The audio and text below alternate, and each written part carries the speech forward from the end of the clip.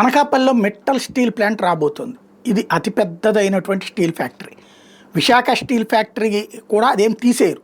అది maybe department privatisation ద్వారా ఫైనల్గా అది దానికి వాళ్ళే వాడుకుంటారా, ఫైనల్గా అయితే సంస్థ అయితే నడుస్తుంది. కానీ ఇక్కడ మిత్తల్ సంస్థని చాలా సీరియస్గా ఎఫర్ట్ పెడుతున్నారు. మిత్తల్ సంస్థకి వాస్తవం కర్ణాటకలో ల్యాండ్ ఇచ్చారు, కొనుక్కున్నది మిత్తల్ సంస్థ. అట్లాగే ఒరిస్సాలో కూడా భూమి ఇవ్వడానికి ముందుకు వచ్చింది బీజేపీ ప్రభుత్వం. వాళ్ళిద్దరినీ కాదని ఆంధ్రాలకి తీసుకురావడంలో చంద్రబాబు సక్సెస్ అవుతున్నారు. ఎందుకంటే వాళ్ళకి కావాల్సింది పొల్యూషన్ ఎన్ఓసి కావాలి, అట్లాగే వాళ్ళకి గనుల కేటాయింపు కావాలి, నేరుగా ప్రైవేటు గనులకు సంబంధించినటువంటి కేటాయింపులు కావాలి. అది ఎన్ఎండిసినే ఇవ్వాల్సి ఉంటుంది. అలాగే భూమికి క్లియరెన్సు వెంటనే రావాలా.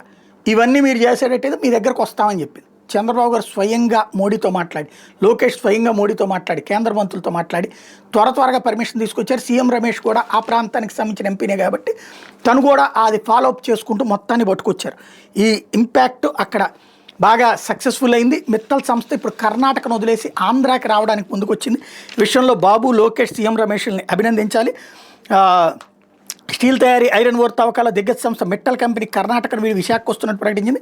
కర్ణాటక ప్రభుత్వం ఏమాత్రం తమకు ప్రాధాన్యం ఇవ్వడం లేదని, ఇదే సమయంలో ఏపీలోని కూటమి ప్రభుత్వం పెట్టుబడిదారులకు రెడ్ కార్పెట్ పరుస్తున్న నేపథ్యంలో రాష్ట్రాన్ని వీడాలని నిర్ణయించుకున్నట్టు అధికారికంగా పేర్కొంది. అక్కడ మొన్న ఒక కంపెనీ, ఇప్పుడు మూడో కంపెనీ అవుతుంది ఇది.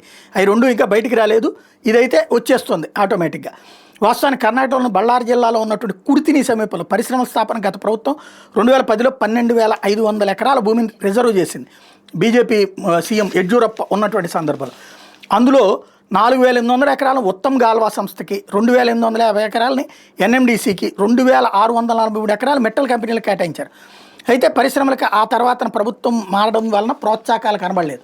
ఇప్పుడు ఆ సమస్య ఈ కాంగ్రెస్ ప్రభుత్వం అంటే వాళ్ళకి బీజేపీకి ఇచ్చేసి ఉంటారని వాళ్ళ ఫీలింగ్. మాకు కూడా డబ్బులు కావాలనేటటువంటి దరిద్రపు జబ్బు అక్కడ. కాబట్టి వాళ్ళు ఏది ప్రోత్సహించట్లేదు, ఆపేస్తున్నారు. అందుకని వాళ్ళు ఆంధ్రాకి రావడానికి సిద్ధమైపోయారు.